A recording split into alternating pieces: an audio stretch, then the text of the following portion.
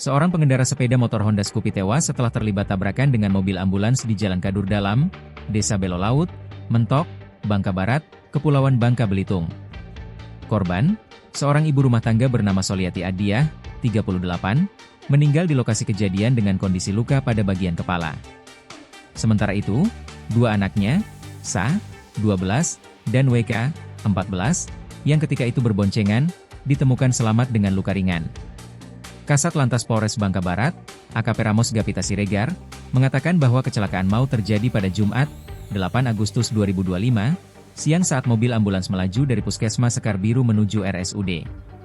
Peristiwa tersebut melibatkan mobil ambulans Suzuki APV warna silver yang tengah membawa pasien, kata Ramos kepada awak media di Bangka, Sabtu, 9 Agustus 2025. Ramos menjelaskan bahwa petugas telah melakukan olah tempat kejadian perkara, TKP, dan menghimpun keterangan sejumlah saksi.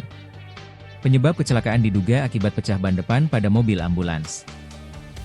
Mobil keluar jalur dan menabrak pemotor dari arah berlawanan, jelas Ramos. Sementara itu, seluruh penumpang dalam mobil ambulans, termasuk sopir, 2 bidan, pasien pasca melahirkan, dan suaminya, tidak mengalami luka.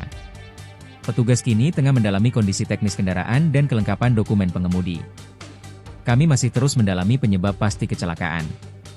Saat ini kedua kendaraan sudah diamankan sebagai barang bukti dan akan dilakukan pemeriksaan lebih lanjut, tegasnya. Polres Bangka Barat mengimbau kepada masyarakat agar senantiasa memeriksa kondisi kendaraan sebelum berkendara, terutama kendaraan operasional seperti ambulans.